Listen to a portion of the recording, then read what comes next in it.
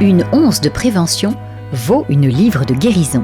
Cette maxime de Benjamin Franklin illustre parfaitement l'engagement d'Adrien Chignard, psychologue du travail et des organisations, fondateur du cabinet Sens et Cohérence. Bienvenue chez auditeurs dans ce 25e épisode Confidence de dirigeants, dédié à la prévention et la santé mentale, thème que j'affectionne particulièrement au sein de mon cabinet de chasse et de coaching Stratéum Conseil, pour anticiper les méfaits du stress sur la santé, l'impact des comportements dysfonctionnels, véritable bombe à retardement sur la baisse de l'engagement du capital humain des entreprises. Bonjour Adrien, sois le bienvenu. Bonjour Viannette, merci. Je te remercie vivement d'avoir accepté mon invitation. Tu es de ceux qui éclairent pour faire avancer et tu incarnes une rare combinaison de lucidité tranchante, de profondeur humaine et d'un humour désarmant. Avec ta pédagogie vivante, ton énergie communicative, tu arrives à traiter des sujets sensibles sans les édulcorer, tout en les rendant accessibles à tous. Depuis près de 20 ans, tu mets ton expertise au service de la transformation des environnements professionnels en plaçant la santé mentale et la qualité de vie au travail au cœur des préoccupations managériales. Ta vision repose sur un double axe, réduire les risques psychosociaux et favoriser les ressorts de motivation, de santé et de performance collective. Tu rappelles à juste titre que le burn-out n'est pas un problème individuel, mais le symptôme d'un dysfonctionnement organisationnel. Et tu milites pour une prévention systémique ancrée sur le renforcement des collectifs de travail et la création de climats de sécurité psychologique. Auteur de livres à la fois profonds et accessibles, Bien dans votre job, les 25 astuces du psy pour éviter d'aller le voir ou encore la petite goutte d'eau qui s'envolait d'avoir fait déborder le vase, tu interviens aujourd'hui dans des conférences, des formations, mais aussi dans les médias pour sensibiliser les dirigeants, tout comme les collaborateurs aux enjeux cruciaux de la santé au travail. Tu portes un message fort, la santé mentale n'est pas une option, c'est un levier stratégique pour la performance durable et l'engagement collectif. Est-ce que tu pourrais me parler de ton enfance, du choix de tes études et puis de tes valeurs ? En fait, moi je suis né dans un petit village de campagne en Touraine avec une maman infirmière et un père qui est technicien de laboratoire dans un grand laboratoire pharmaceutique. J'ai toujours été passionné de littérature en fait, j'ai jamais aimé trop le foot, j'étais un enfant plutôt solitaire qui adorait bouquiner. J'étais un passionné de philosophie, un passionné d'histoire et en fait à la base moi je me destinais pas à être psychologue du travail du tout, je voulais être prof d'histoire parce que ce qui m'a passionné depuis très longtemps c'est les systèmes concentrationnaires nazis et ce qui faisait que la personne lambda en fait, l'électricien, le charcutier, l'instituteur ait pu être enrôlé dans ce qu'on appelait les Einsatzgruppen pendant la Seconde Guerre mondiale, comment l'individu pouvait développer des comportements dits monstrueux alors que c'était une personne tout à fait normale, lambda. Quelle était la psychologie morale quelque part qui orientait nos choix, nos décisions et surtout nos comportements au quotidien. Et alors, naturellement, j'ai cherché dans la philosophie, chez Hannah Arendt notamment, sur la question de la banalité du mal, sur Eichmann à Jérusalem, ce qui se tramait, ce qui se passait. Ça m'a passionné, mais ça m'a pas suffi. Et je suis allé voir en psychologie clinique derrière pour essayer de comprendre un peu les tréfonds de l'être humain. Et puis j'ai découvert, et franchement Viannette, ça fait 20 ans que je fais ça et ça m'a jamais dépassionné. J'ai découvert la psychologie sociale, c'est-à-dire l'influence des normes, du collectif, des environnements, sur les pratiques individuelles. J'ai découvert l'expérience de Milgram d'abord et j'ai découvert qu'on pouvait aimer la littérature, aimer l'histoire et finalement devenir psychologue du travail. Et tu vois, après 20 ans, c'est toujours une passion. Je le sens et puis je le constate, c'est formidable. Alors là, pour rentrer dans le vif du sujet, en fait, tu m'as pas parlé de tes valeurs justement. Est-ce que tu peux me parler de tes valeurs ? Sur quel socle ? Est-ce que c'est un thème qui te plaît ? Je peux parler de mes valeurs assez facilement dans la façon que j'ai de me présenter. À chaque fois, j'aime qu'on dise Adrien Chignard, psychologue du travail. C'est-à-dire que moi, là, j'ai pas besoin qu'on fasse de moi quelqu'un qu'on va enluminer. C'est-à-dire, je suis assez peu sensible au fait qu'on mette des galons partout. Ce que j'aime, c'est beaucoup de simplicité, beaucoup d'authenticité. Et ce qui me plaît beaucoup, on est dans les questions des dirigeants, ça fait bientôt 20 ans que je travaille. Ma société actuelle, Sens et Cohérence, ça fait 12 ans que je l'ai. Et il y a deux choses qui me plaisent. C'est notamment cette question de la fidélité. C'est-à-dire que j'ai 0% de turnover en 12 ans. Dans un cabinet de conseil, je veux bien me comparer avec qui tu veux. Et en 12 ans, j'ai les mêmes clients. C'est-à-dire qu'on a des nouveaux clients tous les ans, mais j'ai les mêmes depuis 12 ans. Et pouvoir appeler un DRH, un médecin, un syndicaliste en lui disant « Écoute, là, je crois que vraiment t'as déconné. Et je pense que tu le sais. » Et qui te dit « Je sais, mais j'ai besoin que tu m'aides sur le sujet. » En fait, cette sincérité, cette authenticité dans la relation, cette simplicité dans les rapports humains, je pense pas que c'est parce que je suis psychologue, c'est parce que ça m'anime beaucoup au quotidien. J'ai la chance d'être marié à une psychologue qui fait la même chose que moi et j'ai des enfants avec lesquels on est dans cette sincérité à la fois du discours ou des émotions et c'est quelque chose qui m'est très précieux. La santé mentale et la prévention, donc on va plonger dedans en tant que psychologue du travail. Comment tu définis la prévention en santé mentale au sein des organisations ? En fait, on a coutume de différencier 3 composantes dans la prévention. On parle de prévention des risques psychosociaux, Vianette, mais c'est quelque chose qui est parfois un petit peu compliqué à comprendre parce que le terme est un peu empoulé. Si on parlait par exemple de sécurité incendie, d'éviter le risque incendie, on se dirait qu'il y a 3 niveaux de prévention. Une prévention qu'on va appeler primaire, c'est-à-dire avant que ça brûle. La prévention primaire, c'est de regarder ensemble dans ton bureau s'il y a des fils électriques dénudés parce que c'est ce qui va générer des arcs électriques et provoquer des départs de feu. En situation de travail, la prévention en santé mentale, c'est de regarder dans les collectifs, dans les organisations, quels sont les facteurs de stress, pour parler un langage tout à fait simple, qui vont pouvoir générer des problématiques de santé physique, de santé mentale et de performance business, parce que n'oublions pas, Vianette, que la seule vocation d'une entreprise, c'est de produire de la valeur. Mais pour produire de la valeur, il nous faut être en bonne santé. Ne me crois pas sur parole, va travailler avec une tension à 19, une fièvre à 39 et une jambe cassée, tu vas te rendre compte que tu ne seras pas très productive. Et donc, le job ici, c'est d'inféoder la question de la santé mentale aux questions de performance business des entreprises, parce que là encore, il faut qu'on ait à l'esprit des uns les autres que le premier des risques psychosociaux au travail, c'est de perdre son travail. C'est pas parce que je travaille dans les risques psychosociaux que le travail me pose problème. J'adore travailler et l'INRS nous le dit, le travail est excellent pour la santé. C'est le premier lieu de socialisation de l'adulte. On a besoin des autres pour être heureux. Simplement, les conditions dans lesquelles on l'exécute, de temps en temps, peuvent être délétères. Prévention primaire, c'est avant que ça brûle. Donc on va auditer les facteurs de risque psychosociaux et on va essayer de mettre en place des organisations qui sont propices à la performance et à la santé. Deuxième niveau de prévention, c'est une prévention qu'on va appeler secondaire. C'est que même si on a regardé tous les fils électriques, la foudre est tombée, on n'y est pour rien. Et il y a un départ de feu. Le feu est là. C'est pas avant, c'est pendant. La prévention secondaire, c'est il y a le feu. Et là, on va devoir tous les deux se former pour savoir comment agir. On ne va pas récupérer ton sac qui est tout au fond. On va prendre le chemin de la porte ou alors on va plutôt ramper par terre pour éviter de respirer des fumées qui sont toxiques. En fait, c'est développer les compétences des collaborateurs, des managers et des codires des ex-com pour faire face aux situations compliquées. C'est essentiellement de la formation, du coaching, de l'accompagnement. Et puis, la vie est ainsi faite que la prévention, c'est un jeu probabiliste. Parce que ce que l'on va prévenir, ce sont des risques. Mais qu'est-ce que c'est qu'un risque dans la littérature scientifique ? Un risque, c'est un produit. C'est le produit d'une exposition fois un danger. C'est bientôt l'été, on va faire des barbecues, on peut risquer de se brûler. Et bien, si tu es très loin du barbecue, tu es très peu exposé, alors le risque est faible. Si tu es très proche, tu es très exposé, encore faut-il qu'il y ait une grande flamme, donc un danger. Eh bien, ce jeu probabiliste, il nous invite à avoir la lucidité de se dire que quand bien même tu as prévenu, quand bien même tu as formé, parfois certains se sont brûlés. Ce qu'on appelle de la prévention tertiaire, c'est il y a des personnes affectées, des burn-out, du stress, de l'anxiété, des états dépressifs majeurs, des suicides parfois, des harcèlements, des agressions, des viols, des situations de travail qui sont délicates.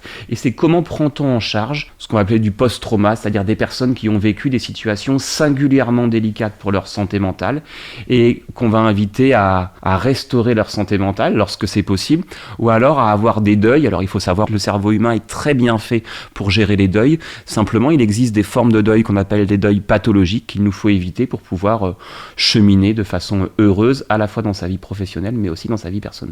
Tu pourrais m'en dire un peu plus sur le deuil pathologique ? En fait, ce que l'on sait, c'est que vieillir, c'est voir beaucoup de gens qu'on aime mourir. Au fur et à mesure que les années passent, c'est voir des parents, des grands-parents, des proches affectés par la maladie, les accidents de la vie ou tout simplement la vieillesse. Or, l'être humain sait très bien intégrer le deuil. C'est normal, parfois les gens me disent « mais je suis hyper triste parce que j'ai perdu mon grand-père ». Et je dis « mais c'est heureux ». Quand seriez-vous triste sinon ? La tristesse, ça n'est pas une émotion négative, Vianette, ça n'existe pas, les émotions négatives. C'est une émotion pénible. Mais elle a une fonction, la tristesse. La tristesse, ça invite à générer de l'empathie d'autrui, à attirer effectivement une réassurance dans le groupe social qui permet sa perpétuation. Et donc, le deuil pathologique, c'est l'idée selon laquelle, si au bout d'un certain temps, vous vous réveillez encore la nuit en faisant d'énormes cauchemars, si à chaque fois l'évocation du souvenir est difficile, je vais prendre un exemple très concret pour nos auditeurs. J'ai eu 42 ans la semaine dernière, et lorsque j'étais au collège, j'ai eu une histoire d'amour avec une fille qui s'appelait Lucille. Laisse-moi dire que ça remonte quand même à plus de 28 ans tout ça. Et tu remarques que quand je t'en parle, Vianette, je ne pleure pas. Et pourtant, cette Lucille m'a quitté à l'époque. Eh bien, j'ai intégré ce deuil de cette relation amoureuse comme étant un mauvais souvenir. Je lui ai fait une place dans mon cerveau, dans ma mémoire à long terme, comme étant un mauvais souvenir, mais il ne réactive rien d'un point de vue d'une détresse psychologique ou d'une tristesse. Et donc le deuil normal, il te permet d'intégrer une situation délicate comme étant un souvenir, mais que tu vas déconnecter d'une manifestation émotionnelle très forte à un instant T. Le deuil pathologique, c'est quand même des années après, effectivement, tu as des effractions psychiques, ça te réveille la nuit, et tu vas éviter plein de situations qui pourraient te rappeler ça, parce que le deuil n'est pas véritablement normal. Ça, c'est un point très important. Je te remercie de nous l'avoir expliqué. Alors, quels sont selon toi les signes précurseurs d'un mal-être au travail que les dirigeants devraient apprendre à reconnaître ? Alors, on peut se parler des signaux chez l'individu, mais j'espère qu'on aura l'occasion aussi de parler des signaux dans l'organisation. J'ai coutume de dire que si on veut détecter une personne qui est en difficulté, il y a une petite règle à suivre qu'on peut appeler la règle des 3 I. Le premier I, c'est l'isolement. Si les oiseaux se cachent pour mourir, comme nous disait l'adage, eh bien, les êtres humains, ils se cachent pour souffrir. C'est-à-dire que quand on va pas bien, on va opérer ce que les psychologues appellent un retrait social. On n'a pas envie de montrer cette face-là de nous au monde. Quand tu rentres le soir chez toi, tu as envie de manger des sucreries et de te mettre sous un plaid en regardant la télé et en arrêtant d'aller voir du monde. C'est quand tu rentres le soir à la maison et que tu dis à ton conjoint ou ta conjointe qui te dit mais t'as pas oublié qu'on a un barbecue chez les copains demain, et que tu dis oh non demain moi j'ai plus envie de voir du monde. Mais au travail, c'est que les personnes, soit elles sont moins là, c'est-à-dire t'as des arrêts de travail, elles posent bizarrement tout leur RTT alors qu'elles le faisaient pas avant, ou alors elles s'impliquent moins, elles sont là mais elles sont pas là. C'est-à-dire en réunion on ne t'entend plus, tu ne t'impliques plus dans les projets, tu ne veux plus mettre en place des choses transverses, tu prends moins la parole, on te sent ailleurs, même quand t'es là, t'es plus vraiment là. L'isolement, c'est vraiment pour les salariés une façon de se protéger. Quand on parle de burn-out, par exemple, on sait qu'il y a un des symptômes du burn-out qui est cette dimension justement du retrait social. On est obligé de se rendre physiquement sur son lieu de travail, donc on va opérer non pas une désimplication géographique, je dois aller bosser dans mon bureau, mais on va opérer une désimplication psychologique, c'est-à-dire je prends du retrait, ce qu'on appelle du cynisme. Mais le cynisme, trop souvent, c'est perçu par les managers comme étant une démotivation. C'est pas une démotivation, c'est un symptôme qui a une fonction, c'est une désimplication pour se protéger contre l'adversité que l'on vit en situation de travail. Mon premier I, c'est l'isolement, mais je veux simplement être un peu plus précis que je ne viens de le faire parce que mon raisonnement est un peu à l'emporte-pièce si je balaye devant ma propre porte. On a tous, Viannette, des traits de personnalité qui sont différents. Il y a un grand modèle en psychologie qu'on appelle le Big Five ou le modèle Océan en français, qui nous dit qu'on a notamment une dimension qui s'appelle introversion versus extraversion. Tu sais, les introvertis, pour se ressourcer ou pour se reposer, le vendredi soir, ils vont se dire je vais me prendre un bon petit thé, un super bouquin et je vais pouvoir bouquiner tranquille ce week-end. Ils vont se ressourcer dans la faible densité sociale versus des extravertis qui auront passé la même semaine en termes de quantité de travail. C'est pas parce que tu parles plus fort que tu bosses plus. Il n'y a pas de lien causal entre l'extraversion et la quantité de travail. Eh bien, les extravertis, ils auront vécu la même semaine, mais ils vont se dire le vendredi soir, je vais aller acheter une bonne bouteille et puis je vais aller chez les copains, on va faire un peu la fête, on va discuter, ça va nous faire du bien. Ils vont se ressourcer dans la plus forte densité sociale, nos extravertis. Mais qu'on soit introverti ou extraverti, si on voit que les personnes s'isolent davantage, alors ça doit non pas nous alarmer, parce qu'introvertis et extravertis sont différents, mais ça doit nous alerter. Notre premier I, c'est l'isolement. Le deuxième I, ça va être l'irritabilité.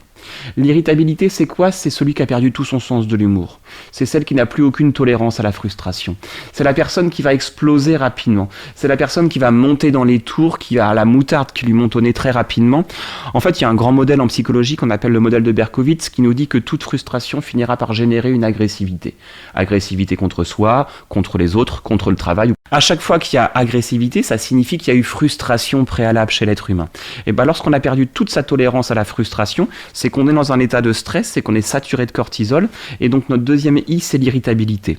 Tu t'isoles, je m'alerte. Tu t'irrites, je m'alarme. Et le troisième point, c'est ce qu'on va appeler l'instabilité. Qu'est-ce que nous dit l'Organisation mondiale de la santé ? Elle nous dit que quelqu'un qui vit des grandes variations d'humeur, une sinusoïde, une cyclothymie, comme on dit en psychologie, pour une durée supérieure à 15 jours, doit nous inviter véritablement à commencer à nous inquiéter, à prendre contact avec elle.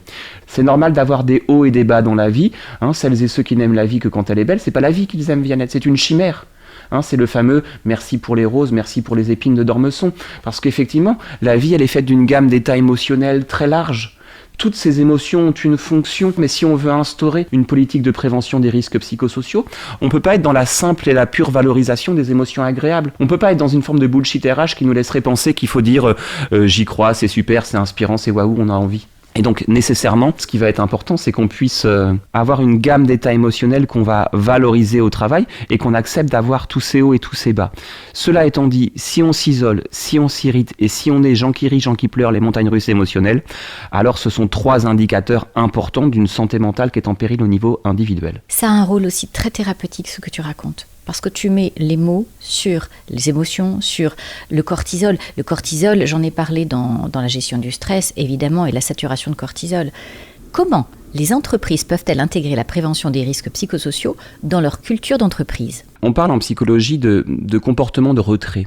Les comportements de retrait, c'est soit l'intention de s'absenter ou l'intention de quitter. Si on commence à avoir une hausse de ces arrêts maladie, si on a une hausse de la conflictualité, si on a une hausse notamment des situations de harcèlement présumé, alors ça signifie que la conflictualité est en train de s'instaurer. Mais la conflictualité, elle ne naît pas de rien.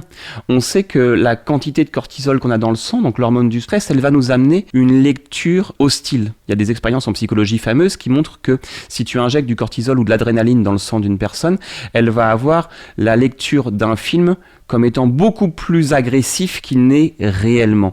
Et donc cette conflictualité qui évolue, si elle n'est pas régulée, parce que c'est pas grave d'avoir des conflits au travail, les conflits sont consubstantiels à la coprésence, on a des conflits dans le couple, on a des conflits en situation de travail, il ne s'agit pas de vouloir les éviter, il s'agit de vouloir les regarder avec lucidité en leur donnant le signal ou l'interprétation du signal tel que nous pouvons le décrypter, c'est-à-dire ok, il y a une tension du corps social, parfois une hypertension du corps social, et il s'agit désormais de pouvoir prendre ce signal pour ce qu'il est, c'est-à-dire le témoignage, la nécessité d'agir sur les risques psychosociaux en situation de travail. Pour répondre de façon un peu plus longitudinale et complète à la question qui est la tienne, comment on peut créer une culture un peu plus saine ?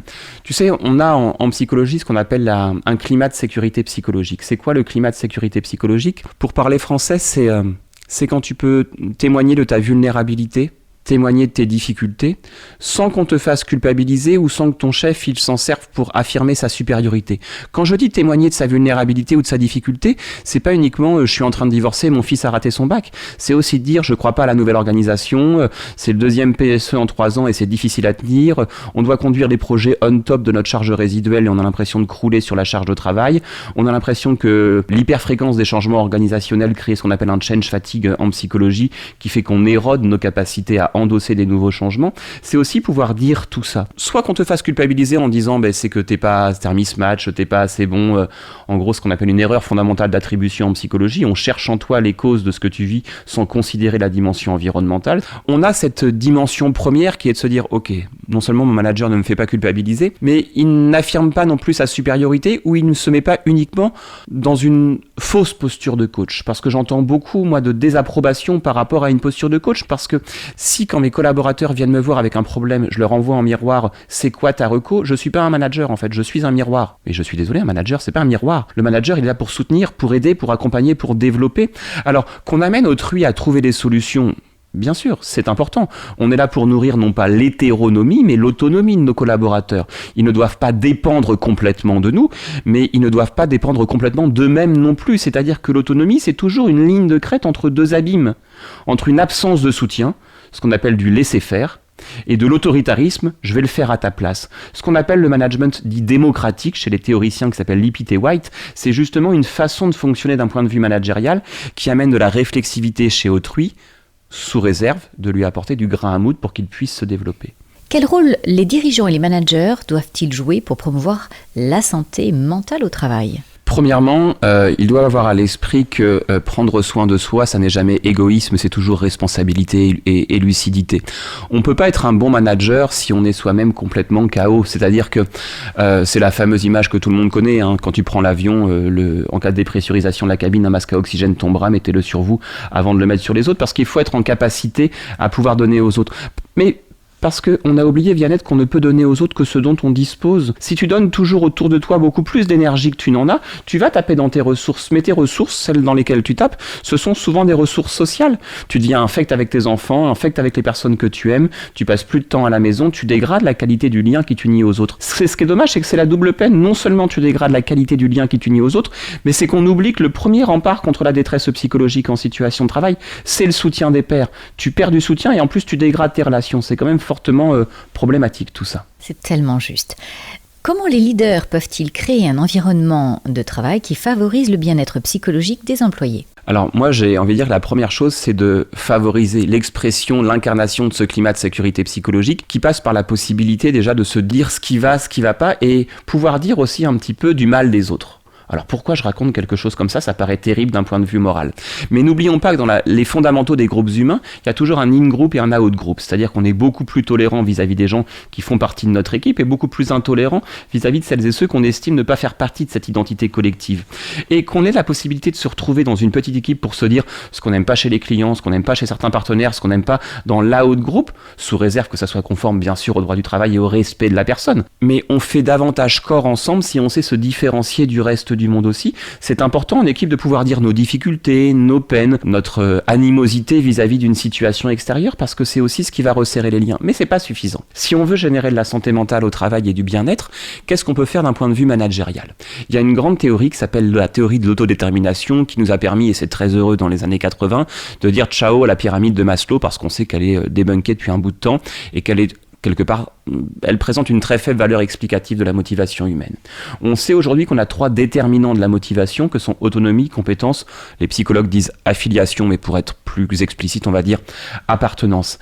Un manager qui pourrait fonder son principe de management sur ces 3 composantes, on ne peut jamais motiver quelqu'un, ça n'existe pas, on ne peut pas motiver quelqu'un, mais on peut développer les conditions pour susciter la motivation d'autrui. Ces conditions, autonomie, compétence, affiliation, pour en parler très sincèrement, moi, je ne suis qu'un psychologue du travail, je n'ai pas appris à manager Vianney. En fait, je me suis dit, je vais prendre un modèle que je sais être un modèle scientifique fiable et je vais bâtir l'intégralité de mes comportements managériaux chez Sensé Cohérence sur ce modèle-là. On manage uniquement en faisant en sorte de nourrir l'autonomie chez les personnes, de la compétence et de l'affiliation, de l'appartenance. Dernière question par rapport au rôle des dirigeants et des managers. Peux-tu partager une expérience où l'engagement d'un dirigeant a eu un véritable impact positif sur la santé mentale de ses équipes ? J'en ai plein d'exemples de dirigeants comme ça, mais il y en a un c'est le patron d'un grand groupe français du CAC 40, il l'était pas à l'époque, c'était une dizaine d'années chez un gros industriel. Il y a eu une grève sur un de ses sites à côté de Lyon, une très grosse grève avec vraiment les palettes, les barbecues, tout était sorti. Et ce monsieur, il était à Paris. Et il a dit, mais en fait, s'il y a une grève, c'est par rapport aux décisions organisationnelles qu'on a prises de restructuration. On ne prend pas des décisions à Paris, Adrien, pour les faire assumer par ses équipes à Lyon. En fait, je prends le train et j'arrive. Et je monte sur les barricades et j'enlève mes chaussures, je mets les chaussures de sécurité et je vais aller discuter, je vais aller en proximité et je vais aller m'engueuler avec eux. Et je lui dis, mais pourquoi tu vas t'engueuler avec eux ? Mais il me dit, mais c'est pas grave, on est adversaire, on n'est pas ennemi. On deviendra ennemi si on ne restaure pas une communication. Cette idée selon laquelle, ça c'est les moines de Tibérine à l'époque, mais cette idée selon laquelle on peut être adversaire sans être ennemi, c'est l'idée de se dire que ce sont des arguments. Ce sont des idées que l'on va combattre et c'est ça le fondement de notre lien social, de notre démocratie, qu'on continue à perpétuer un lien même dans l'adversité. Et ce qu'il m'a appris, ce dirigeant-là, c'est que être adversaire sans être ennemi, c'est que c'est pas un intuitu personae qu'on va aller se taper dessus. On va lutter contre des idées, contre des intérêts. Et ce dirigeant qui est allé assumer sur site, il avait le respect des syndicalistes qui étaient en train de monter sur les barricades. Ils ne s'appréciaient pas mutuellement, ils n'avaient pas les mêmes idées, mais ils ont réussi à négocier et à le faire avec le plus grand des respects. J'ai pris une leçon de vie à ce moment-là, sur cette dimension d'aller assumer les responsabilités, assumer les choix, aller parler les yeux dans les yeux, et ne pas en faire une histoire de personne, mais en faire une histoire d'idées. Mais c'est sortiment tête vers le haut quand tu as un conflit, et ne pas cristalliser sur les personnes, mais justement permettre que les idées puissent évoluer. Et d'ailleurs, les entreprises vont en avoir une vraie richesse. Parce qu'à partir du moment où il y a du conflit, mais un conflit qui va être traité de façon très positive, alors il y aura des brevets, alors il y aura des innovations. C'est riche. Une société où il n'y en a pas, c'est flat.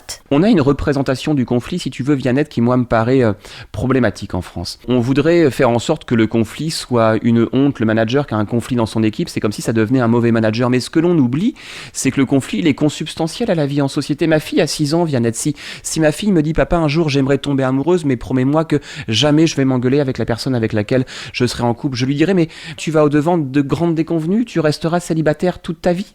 Parce que la conflictualité, elle est inhérente aux situations de coprésente. Mais même Vianney, tous les deux, on enregistre ce podcast, mais enferme-nous dans cette pièce pendant 2 semaines sans eau, sans lumière, on va se taper dessus. Mais c'est pas la fin d'une réflexion. C'est le début d'un raisonnement. Pourquoi c'est le début d'un raisonnement ? Parce que, puisque le conflit est inéluctable, notre responsabilité d'être humain et de manager, c'est de savoir accepter qu'il est là, ce conflit, pour en faire quelque chose. Et à partir du moment où on a compris que le conflit était inéluctable, la question c'est comment on fait pour apprendre à le gérer correctement, mais là encore en évitant l'angle mort qui laisse imaginer que tous les conflits se soldent par la paix. Mais pas toujours. Si je rentre tout à l'heure chez moi, et que lorsque je passe le pas de la porte, ma femme lève les yeux au ciel, souffle un grand coup en disant « Tiens, revoilà l'autre imbécile », très sincèrement, ça sent un peu mauvais pour mon histoire d'amour, Vianette. Et il est parfois utile que les deux parties en présence se séparent pour retrouver ensemble une trajectoire de vie singulière et heureuse. Mais en situation de travail, c'est pareil.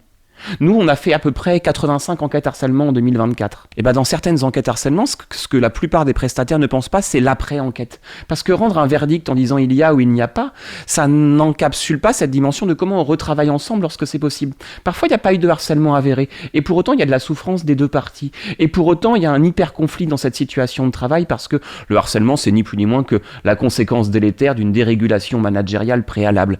Et si tu veux, l'après-harcèlement, l'après-enquête, comment on travaille ensemble. Parfois, c'est plus possible. Parfois, on ne peut pas retravailler ensemble. Mais là, il ne s'agit pas de jeter l'opprobre sur la fonction RH, il s'agit de l'aider, la fonction RH, parce que c'est éminemment difficile, ce genre de situation. Et cette phrase, il vaut mieux une vraie tristesse qu'une fausse joie. Prendre conscience que le retravailler ensemble n'est pas possible, c'est envisager des perspectives d'action et donc des mobilités internes ou externes des personnes en présence pour que chacun puisse retrouver de l'estime de lui-même, de la satisfaction, mais aussi de la productivité. Parce que ce qui nous lie au travail, c'est un contrat, et dans ce contrat, on a un engagement de productivité, une obligation de loyauté. L'entreprise, elle est là pour faire en sorte que ça tourne, parce que c'est ça le nerf de la guerre. Et pour que ça puisse tourner, il faut effectivement que chacun soit en capacité à mobiliser ses compétences dans un climat de travail nourri et serein, ce qui impose parfois de se séparer du collègue avec lequel on n'est plus en capacité à coopérer. Dans ton livre Bien dans ton job et les 25 astuces du psy pour éviter d'aller le voir, tu proposes des conseils pratiques. Est-ce que tu pourrais en partager quelques-uns qui sont particulièrement pertinents pour les dirigeants ? Je vais donner l'exemple de ce que je fais moi, parce que j'essaie d'incarner un petit peu mon mode de fonctionnement. En fait, je me suis rendu compte qu'il y a une dizaine d'années, quand j'ai créé ma première boîte, que j'avais une représentation stéréotypée de ce qu'était le travail, Vianette. En fait, j'ai essayé de penser mon propre prêt-à-penser, mon propre pata management. Et en fait, je considérais que les aléas relevaient de l'exception. Et en fait, j'étais constamment en galère parce que je rentrais un peu plus tard, je bossais un petit peu le week-end, parce que j'avais jamais de temps pour intégrer mes aléas. Puis un jour, ma femme me dit, mais en fait, t'as des exceptions toutes les semaines. Et je me suis dit, mais si j'ai des exceptions toutes les semaines, ça veut dire que ce ne sont plus des exceptions, mais c'est la norme. Alors, si je commence à considérer que les aléas ne relèvent plus de l'exception mais de la norme, la question c'est comment j'intègre cette norme dans mon quotidien.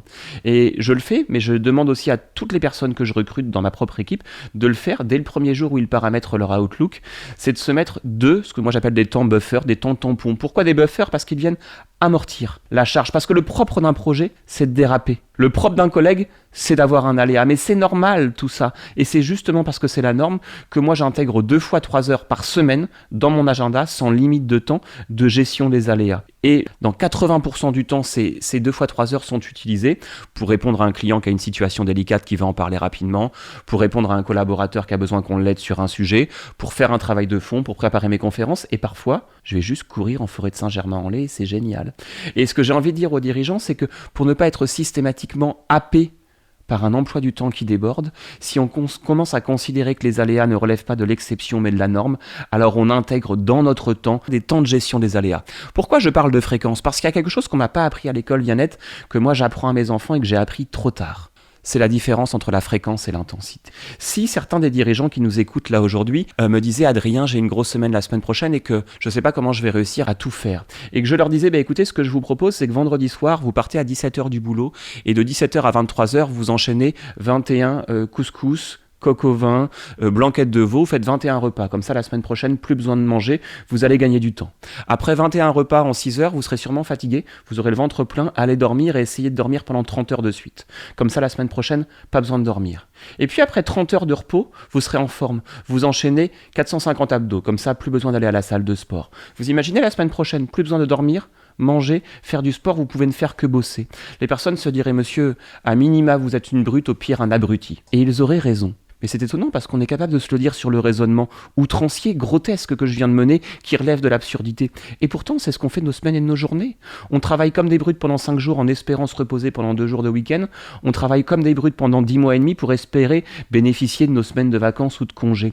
On n'a pas compris ce qui d'un point de vue scientifique a été prouvé depuis quelques années, notamment dans 3 pays du monde, aux USA, au Canada, en France et depuis peu en Corée du Sud.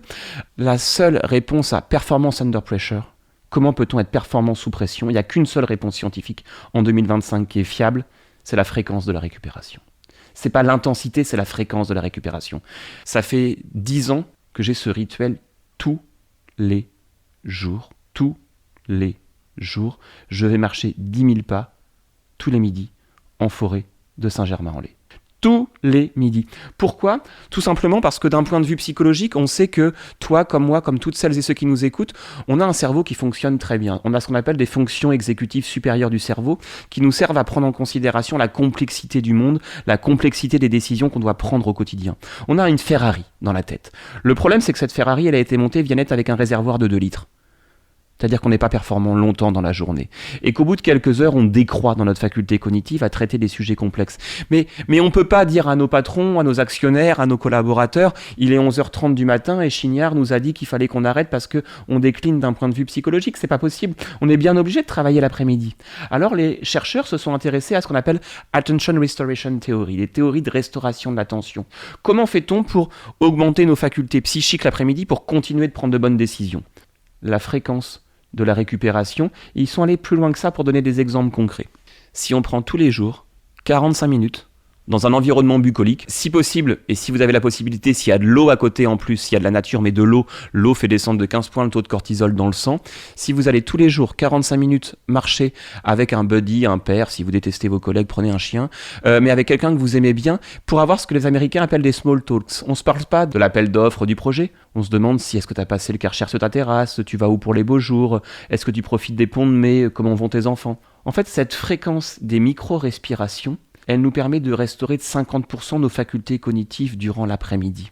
Parce qu'il ne s'agit pas de faire des heures. Ça n'a aucun sens et c'est assez français de faire des heures. Moi, ce que je dis aux managers, aux ex-coms que je coach ou que j'aide, c'est que celles et ceux qui ne pensent le travail qu'en termes d'heures, ils finissent toujours par détruire de la valeur. Une heure n'est pas une heure. Une heure où on est en pleine présence psychique, c'est une heure de performance. Une heure de fatigue, ce qu'on appelle la fatigue de l'attention dirigée en psychologie, c'est une heure où on va s'épuiser. Et ça, c'est bon, ni pour notre santé, ni pour notre productivité. Est-ce que tu peux considérer que ça peut être du présentéisme, ce manque d'attention ? Mais en fait, la notion du présentéisme, ce qu'on appelle le burn-in, c'est l'antichambre du burn-out, c'est l'étape 0, mais c'est l'idée que tu es sur l'autoroute, le voyant de l'essence s'allume et que tu continues d'accélérer. Je peux pas te dire quand ça va se passer, mais je peux te dire ce qui va se passer. C'est qu'à un moment, ça sera une patte sèche et tu seras obligé de t'arrêter à la pompe. C'est-à-dire pour te ressourcer. Le présentéisme, c'est cette dimension où tu es en situation de travail alors que tu devrais déjà être parti. Soit parce que tu es fatigué, tu es épuisé, il te faut te ressourcer, soit parce qu'il y a une norme toxique dans ton environnement, mais l'open space a beaucoup créé ça, c'est-à-dire qu'il y a un étalonnage de l'engagement et de la durée des situations de travail. Quand tu avais ton bureau individuel, tu pouvais partir sans trop de difficultés.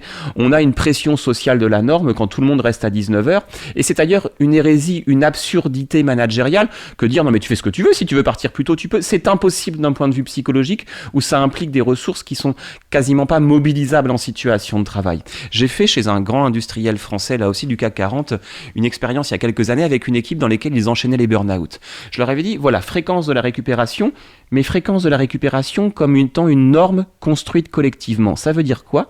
Ça veut dire qu'avec le manager et la validation du manager, ils ont fait ce qu'ils appelaient les jeudis soirs. Et en fait, leur jeudi soir libéré, c'est quoi ? C'est que tous les jeudis, ils décidaient qu'à 16h30, tout le monde posait l'ordinateur. Mais le manager, le premier. 16h30, on pose son ordinateur et on part. On part aller courir, aller boire un coup, aller voir les gens qu'on aime, aller faire une expo. Mais le jeudi soir, c'est un temps qu'on a pour soi. Parce que le travail, c'est un moyen, on va dire, de vivre. C'est pas une finalité en soi. Et donc, l'idée, c'était comment créer une norme collective. J'ai un autre exemple que je trouve génial, qui était passé à l'époque dans la presse, donc je peux en parler facilement. Je travaillais pour une filiale de Danone et il y avait un patron qui s'appelait Hendrik, qui était un monsieur absolument, un des managers qui m'a le plus inspiré. Et comme bien souvent dans ces grosses boîtes qui travaillent un petit peu overseas, un petit peu partout dans le monde, t'as les décalages horaires, t'as de la fatigue et autres. Il y avait de la fatigue à un moment des équipes, au moment où ils vivaient une grosse croissance et de la sortie de nouveaux produits.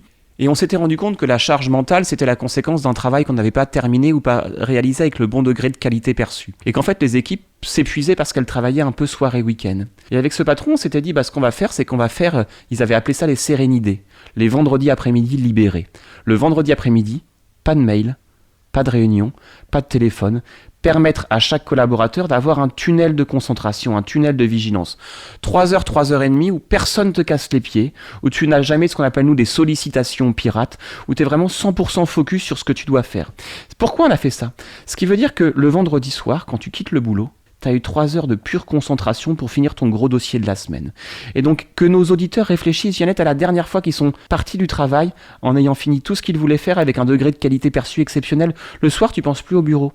Tu penses aux gens que tu aimes. Mais là où Sir Hendrik avait fait un truc formidable comme patron de cette business unit, c'est que c'est lui qui avait poussé par mail le bloc, c'est-à-dire il avait lancé une invitation à tous les membres en disant « Moi, le patron, je vous mets ce bloc dans tous vos agendas.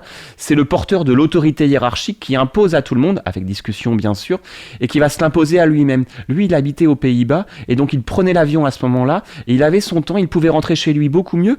Et au bout de 6 mois, quand on a fait le test en disant est-ce qu'on l'enlève ou pas, tout le monde disait s'il vous plaît, laissez-le, ça nous fait tellement de bien. C'est créer une norme collective, pas pour arrêter de bosser. Personne m'a dit Adrien, on veut moins bosser. Tout le monde me disait Adrien, on veut mieux bosser. Écoute Adrien, c'est effectivement du bon sens et c'est remarquable que ce dirigeant ait pris cette initiative. Je crois que c'est très inspirant.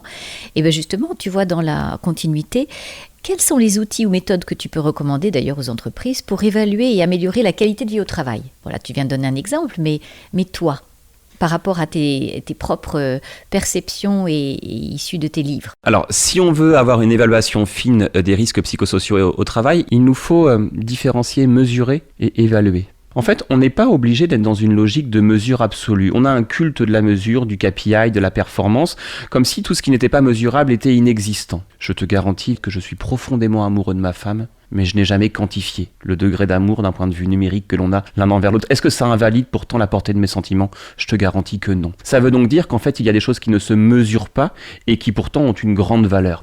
Eh bien, on n'est pas obligé dans des collectifs de travail, lorsqu'on veut évaluer les risques psychosociaux ou la qualité de vie au travail, de passer par une mesure avec un questionnaire. Moi, je ne fais plus de questionnaires. J'en ai fait à peu près 300 à l'époque où j'en menais au début de carrière. J'ai arrêté. Ça ne m'intéresse plus d'en faire. Je travaille uniquement maintenant sur des méthodes qualitatives, des entretiens collectifs, des focus group avec les collaborateurs, les managers, les excoms et les codires, pour pouvoir mettre en lumière les facteurs les plus explicatifs du stress, des tensions, des difficultés vécues au quotidien, pour qu'ensuite on puisse mener des actions. On sait qu'il y a dans la littérature scientifique environ 30 facteurs de stress au travail. L'idée, c'est de pouvoir réunir les équipes pour qu'elles puissent elles-mêmes, n'oublions pas, Viannette, qu'un salarié français, c'est en moyenne 1600 heures par an sur son poste de travail. Donc on puisse demander aux collaborateurs, mais demander aussi aux managers, parce que tout manager que l'on est, on reste un être humain. Tout membre du CODIR, on reste un être humain. Et moi, je ne fais jamais d'évaluation des risques psychosociaux sans évaluer aussi le CODIR. Parce que comment veut-on qu'il prenne soin du corps social si on ne prend pas soin de lui ? Donc l'idée, c'est d'avoir aux différentes échelles ou strates de l'organisation des temps. Moi, je préfère les temps en collectif pour être très explicite sur les méthodes que j'utilise. J'utilise du focus group, des entretiens focalisés. En groupe, je ne fais de l'individuel qu'en cas d'hyper-conflit. S'il y a un hyper-conflit, ce qu'on appelle un conflit de type 3 ou de type 4, je fais de l'individuel parce que sinon c'est du pugilat et ça génère plus de souffrance qu'autre chose. En revanche, il y a une vraie valeur ajoutée lorsqu'on veut évaluer la QVT ou les risques psychosociaux à fonctionner en collectif. Pourquoi ? Premièrement parce que c'est l'occasion de prendre un temps en équipe constituée pour prendre un peu de hauteur, pour parler pas du quoi mais pour parler du comment, pour se questionner sur comment on travaille ensemble. C'est écouter ses collègues évoquer des sujets qui sont problématiques pour eux, et ça va générer une forme de normalisation de ce qui se passe. Pas normalisation au sens où c'est bien, c'est pas le normatif, mais c'est la normalisation au sens où c'est courant. Qu'est-ce que je veux dire par là ? Et je l'ai encore vu, écoute, j'auditais un site nucléaire lundi matin avec une collègue, et où les 10 collaborateurs étaient en train de parler de leurs difficultés, et j'ai des personnes autour de la table qui disaient « mais toi aussi tu ressens ça comme ça ?» Mais je pensais que j'étais tout seul en fait, moi je pensais que j'étais un gros nul. Mais donc pour toi aussi c'est compliqué, cette normalisation-là, le fait de sortir si tu veux de cette sensation de culpabilité d'être le mismatch, d'être le nul, pour se dire mais en fait vous aussi chers collègues vous vivez ça, ça me fait rompre ce sentiment d'isolement. Rappelons-nous ce qu'on a dit il y a quelques minutes, isolement, irritabilité, instabilité. Ça permet de recréer du collectif, ça permet de recréer du lien social au travers de situations d'adversité. Mais c'est ça faire société. Et l'entreprise, C'est un petit microcosme, c'est une émanation, on va dire, de la vie sociale. C'est une micro-société, une entreprise. Et moi, je crois que pour les échéances, qu'elles soient électorales, citoyennes ou autres, qu'on a à vivre ensemble, cette dimension du lien social, il faut qu'on la perpétue. D'ailleurs, c'est pas moi qui le dis, une des grandes enquêtes européennes, l'enquête Sumer, met en lumière que le premier facteur de stress dans l'Europe des 27, c'est la confrontation à un public incivil, agressif ou agressant, qui fait qu'à chaque fois que le lien devient un lien d'hostilité, d'adversité, c'est le premier élément explicatif du stress ou des tensions que tu vas vivre. Prenons soin du lien, et prendre soin du lien, c'est pour évaluer les problématiques de santé mentale. Faisons-le collectivement en permettant à chacun de s'écouter, de se comprendre, et c'est pas parce qu'on n'a pas une mesure avec un chiffre qu'on ne sait pas donner du corps ou du sens à ce qui se passe dans les entreprises. Comment les dirigeants, Adrien, d'après toi, peuvent-ils mesurer l'efficacité des initiatives mises en place pour prévenir le burn-out ou promouvoir le bien-être ? Et est-ce que ce terme d'ailleurs te plaît ? Très difficilement. En fait, c'est extrêmement difficile, si on se dit la vérité, d'évaluer les mesures mises en place. Il y a une astuce de consultant, et j'en suis un, donc je vais dévoiler une astuce, qui est une astuce qui relève, je trouve, d'une absurdité. Quand à la fin d'une formation, on fait un questionnaire de satisfaction, on est très content d'avoir des 9,5 sur 10, des 19 sur 20. Mais en fait, c'est une confusion paradigmatique terrible. C'est considérer que la satisfaction fait figure d'efficacité. Depuis quand ? Imaginons par exemple que moi, je souhaite confondre ce qui est sain et ce qui est agréable. Oh, c'était agréable cette formation. Elle était peut-être agréable, mais était-elle saine ? Augmente-t-elle ma santé mentale et les pratiques que je vais avoir au quotidien ? Je suis un Tourangeau. J'adore le Saint-Nicolas de Bourgueil, qui est un vin exceptionnel, et le chèvre de Sainte-Maure. Je trouve ça très agréable. Si je passais ma vie à consommer du Saint-Nicolas de Bourgueil et du chèvre de Sainte-Maure, ça serait probablement fort agréable. Est-ce que pour autant ce serait sain ? Je ne suis pas sûr que mon cardiologue serait d'accord avec ça. Et de même manière, je vais régulièrement, tous les jours, marcher en forêt de Saint-Germain-en-Laye. Et j'aimerais tous les matins, avant que mes enfants se lèvent, aller courir 5 km pour mon cardio. Mais je te jure qu'au mois de février, ça serait peut-être très sain, mais très désagréable. Et donc on a une confusion paradigmatique entre c'est agréable et c'est fonctionnel, alors que ce sont deux choses qui sont complètement différentes. Comment évaluer une politique de prévention des risques psychosociaux ? Si on se dit la vérité et qu'on a un discours scientifique, et pas un discours commercial, c'est très compliqué parce que pour évaluer ce qu'on va appeler un pourcentage de variance expliquée, je m'explique avec des mots français. Quand on veut mesurer l'évolution d'un phénomène, on va prendre quelque chose de simple. Imaginons, Vianette, que j'ai perdu 5 kilos. On voudrait évaluer qu'est-ce qui m'a fait perdre ces 5 kilos. Est-ce que c'est mon régime alimentaire qui a changé ? Est-ce que c'est la hausse de la fréquence de mon activité sportive ? Est-ce que je suis atteint d'une maladie neurodégénérative ? Est-ce que mon état dépressif majeur a généré chez moi une perte de l'appétit ? En fait, il y a plein de variables qui pourraient expliquer ma perte de 5 kilos. Eh bien, imaginons que dans une entreprise, d'un seul coup, tu aies une forte amélioration de ton dernier baromètre de santé mentale. Est-ce qu'on a gagné des gros contrats ? Je prends un exemple. J'auditais il y a 2 ans une entreprise chimique dans le sud-ouest de la France qui était dans une situation périlleuse parce qu'ils avaient perdu un gros contrat. Santé mentale en berne, arrêt de travail sur arrêt de travail, on met en place quelques actions. Il se trouve qu'ils gagnent 6 mois après un énorme contrat qui leur donne une visibilité sur 5 ans.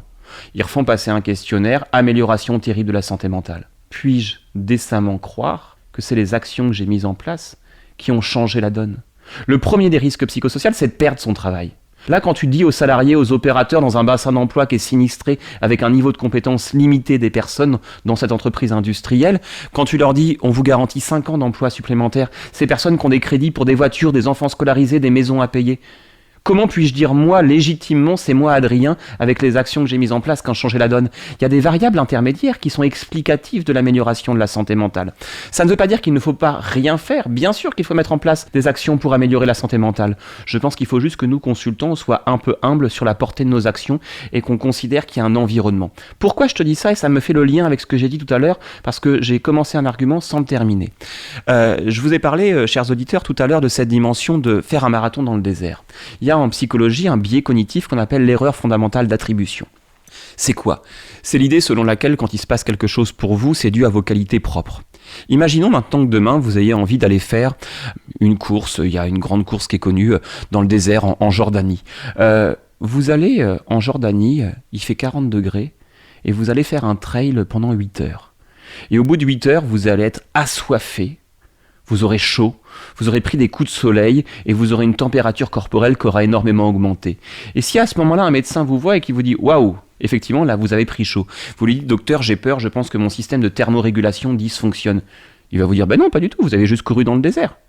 N'oubliez pas que l'environnement dans lequel vous êtes est en soi explicatif de ce que vous vivez d'un point de vue intrinsèquement corporel quelque part. On oublie trop souvent que nous sommes des êtres grégaires et que nous sommes sensibles à l'environnement, et c'est une bonne nouvelle que nous soyons sensibles à notre environnement parce que c'est ce qui nous permet bien être de nous y adapter. Là où il faut qu'on soit attentif, nous les spécialistes de la qualité de vie au travail, c'est de considérer que les entreprises, elles sont dans un environnement micro et macroéconomique, elles sont implantées sur un territoire dans une économie mondialisée, et que ce qui va expliquer les variations de santé mentale n'est pas que l'œuvre des pratiques RH mises en place dans telle ou telle entreprise. Elles ont une part de variance expliquée. Elles expliquent une partie des problématiques de santé mentale. En revanche, savoir l'estimer, c'est à mon avis manquer à la fois d'humilité et surtout de lucidité. Et ça va avec les questions que je voudrais te poser après sur la vision et les perspectives. Mais est-ce que finalement une entreprise, en mettant en place en fait une vraie politique de santé mentale, ne va pas justement montrer la considération qu'elle porte à ses salariés et avec l'incidence que cela peut avoir sur la performance ? De toute façon, les entreprises sont condamnées à le faire, qu'elles le veuillent ou non, pour d'excellentes mauvaises raisons. Souvent, les journalistes me posent la question, aujourd'hui, est-ce que vous voyez les choses s'améliorer ou se dégrader ? Je dis, je vois les choses se polariser. Et c'est une très bonne nouvelle. Post-Covid, je vois des entreprises qui reviennent, et certains managers, et je trouve ça un petit peu triste, reviennent avec du prêt-à-penser managérial et cette vieille croyance, tu sais, ce qu'on appelle le mythe de l'homo economicus, l'être humain est par nature fainéant et un fainéant qui cherche à maximiser son profit. Comment peut-on avoir une représentation de cette nature de l'être humain au travail et être un manager exceptionnel ? C'est impossible. C'est comme penser effectivement qu'une femme est un être inférieur et ensuite imaginer qu'on pourra avoir une relation de couple hétérosexuel sereine. C'est impossible en tant que tel, parce que la représentation qu'on a d'autrui implique des comportements qui vont être brutaux, violents et qui vont annihiler quelque part le fait qu'on puisse percevoir autrui comme une fin et pas que comme un moyen. Il y a cette fameuse phrase de Comte Sponville que j'aime beaucoup, tu n'es réellement aimé que quand tu es perçu comme une finalité autant que comme un moyen. Eh bien, dans cette première composante de la réponse, j'ai envie d'ajouter autre chose. J'ai envie d'ajouter que il y a d'autres entreprises qui ont compris qu'il fallait arrêter avec sa dimension d'enchanter le travail. Moi, j'ai jamais entendu personne qui m'a dit « j'aimerais bien qu'on enchante mon travail ». J'ai toujours entendu des salariés qui me disent « moi, j'ai besoin des moyens pour travailler correctement, de faire un bon boulot, d'être fier de ce que je fais ». Personne m'a jamais dit « ce que je crains, c'est notre stratégie de croissance par acquisition externe ». Tout le monde m'a toujours dit « moi, j'ai besoin d'avoir un chef qui me reconnaît, qui me parle, pouvoir dire mes sujets ». Je parlais d'une polarisation, il y a des entreprises qui reviennent ce mythe de l'homo economicus, et puis d'autres qui ont compris qu'il fallait inféoder les questions de santé mentale aux questions de business, mais que c'est pas sale. Au contraire, c'est un moyen au service de la performance, mais si la seule vocation d'une entreprise c'est de produire de la valeur, alors qu'on ait trouvé un moyen au service de cette création de valeur, c'est ni plus ni moins un moyen au service de la perpétuation de la raison d'être de l'entreprise. Et si l'entreprise a compris que la santé mentale était une façon de perpétuer sa raison d'être, alors elle la prend enfin au sérieux. Et ça, c'est une bonne nouvelle. Et donc, elle met en place des politiques de santé mentale, de prévention des risques psychosociaux, de promotion de la qualité de vie au travail qui sont attractives. Et ça, c'est génial, parce qu'en France, on a quand même pas mal de marchés qui sont des marchés matures. Qu'est-ce qui différencie un yaourt d'un autre ? Un forfait téléphonique d'un autre ? Une carte bleue d'une autre carte bleue ? En vérité, très peu de choses. Je mets au défi celles et ceux qui nous écoutent à l'aveugle de différencier 2 bouteilles de soda, 2 yaourts. C'est quasiment impossible aujourd'hui. Alors, puisque nos marchés sont matures, si on veut que la France, elle perdure, elle performe, il nous faut de l'innovation. Mais pour innover, il nous faut des talents, il nous faut des gens qui viennent. Et ces talents, cette attractivité, il faut qu'on ait cette logique de captation des talents. Et pour capter les talents, il faut leur donner envie. D'ailleurs, il y a un grand mythe que j'ai envie de débunker, si tu m'y autorises un petit peu, c'est ce mythe des générations. Alors, si on veut m'agacer, on peut facilement me parler de management X, Y ou Z. En fait, toute la littérature scientifique, elle est très claire. La dernière méta-analyse, c'est le plus haut niveau de preuve scientifique. Elle nous dit qu'à chaque fois qu'on explique des différences interindividuelles par des notions relatives à l'âge, et donc à l'appartenance à une prétendue génération, la seule chose que l'on fait, c'est qu'on va ancrer encore plus profondément les stéréotypes liés à l'âge. Et on a réussi à prouver scientifiquement la chose suivante. On n'a pas le droit de dire scientifiquement en 2025 que les générations X, Y ou Z ont telle ou telle caractéristique spécifique en lien avec le travail.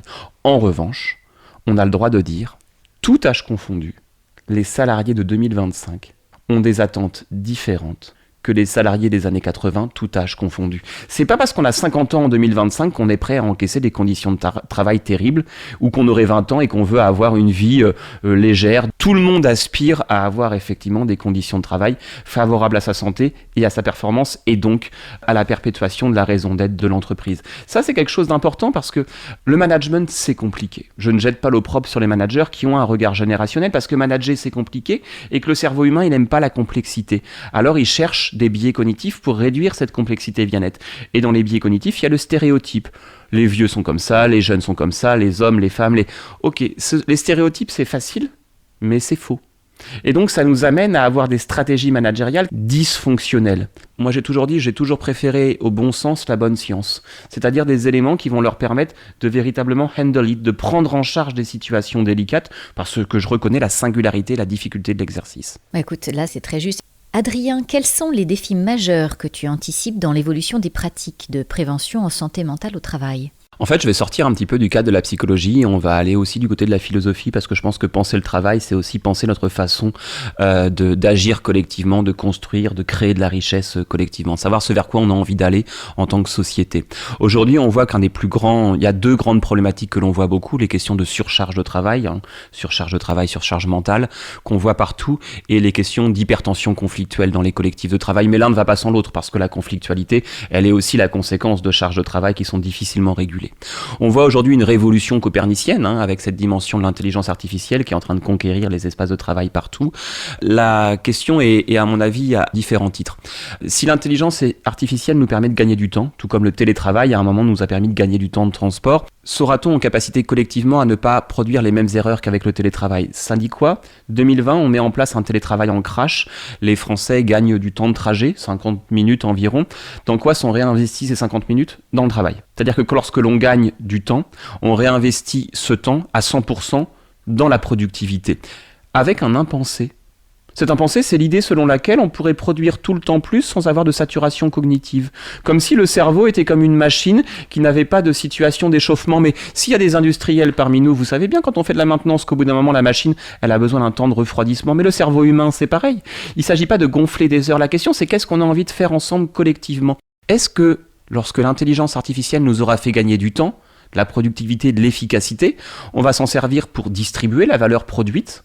Parce qu'il n'y aura pas de dialogue social, de paix sociale, d'entente collective, si celles et ceux qui produisent de la valeur n'ont pas la possibilité de pouvoir profiter de cette valeur produite pour consommer derrière les produits, le temps libre, les loisirs. Et il y avait André Gorz, ce philosophe, qui parlait de la société du temps libéré. Alors je ne suis pas certain de partager l'intégralité du dogme, mais en tout cas, ça doit nous faire penser à que va-t-on faire de ce temps gagné si on réussit à réduire une partie de la charge de travail grâce à l'intelligence artificielle ?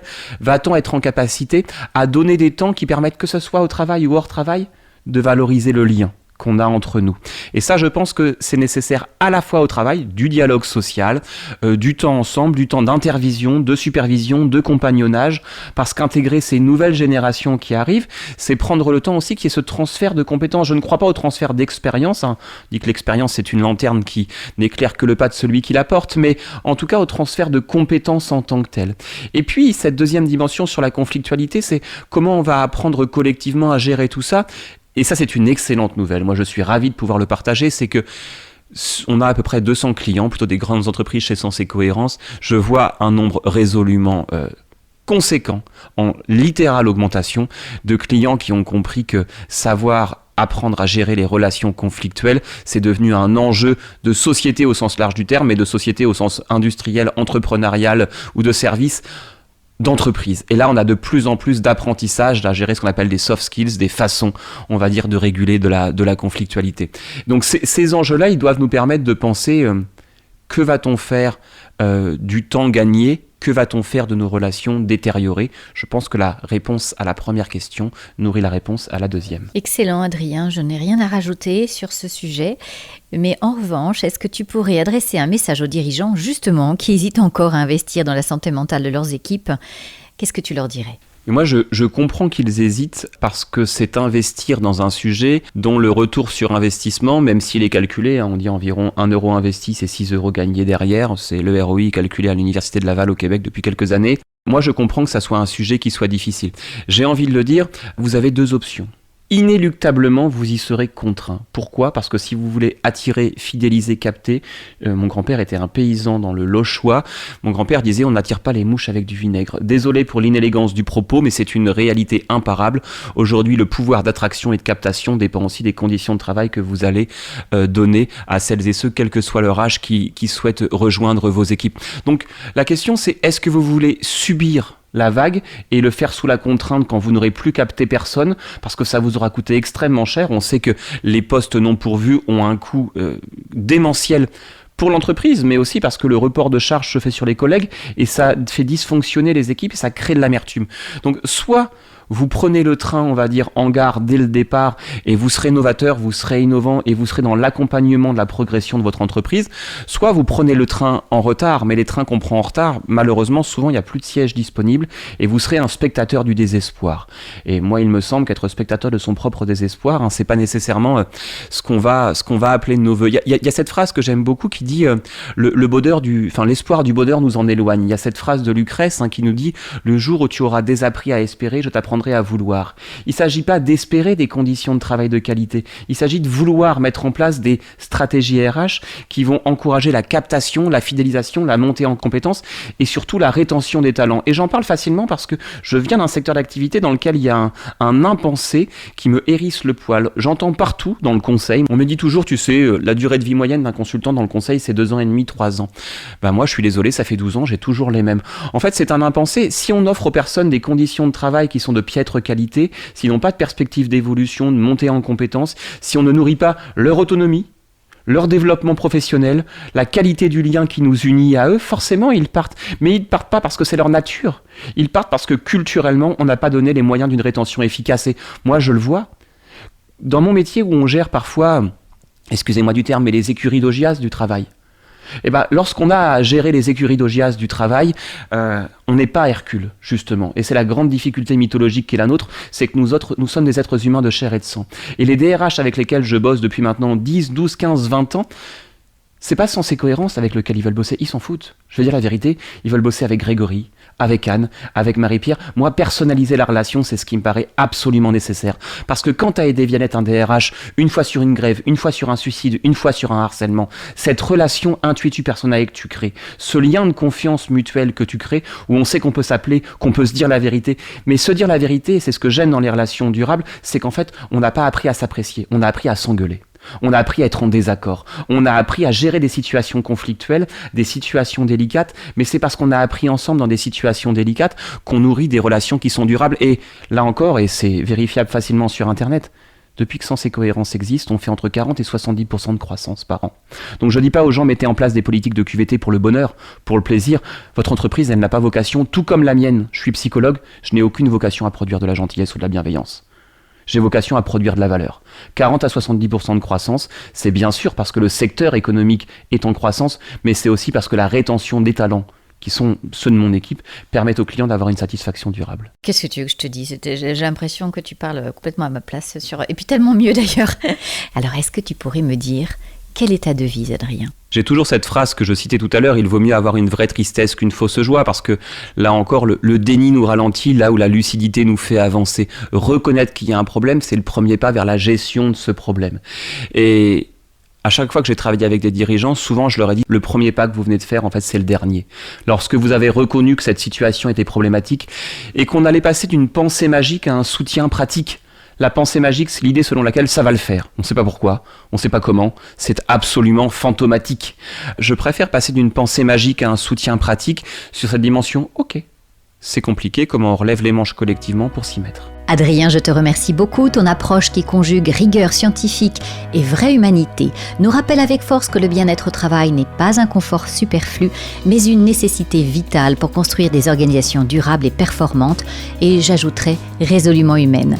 Tu nous invites à regarder en face les enjeux de la santé mentale au travail, sans tabou, mais avec des outils concrets et une pédagogie très inspirante. J'espère, chers auditeurs, que cet échange vous aura donné l'envie d'agir, de faire de la prévention et de la qualité de vie au travail travail une priorité managériale du quotidien, car chaque geste compte. Chaque décision peut nourrir un climat plus sain et plus épanouissant. Si cet épisode vous a plu, n'hésitez pas à le partager autour de vous, à nous laisser un commentaire et surtout à vous abonner à Confidence de dirigeants sur votre plateforme d'écoute préférée. Merci beaucoup Adrien et à très bientôt pour un nouvel épisode plein de sens.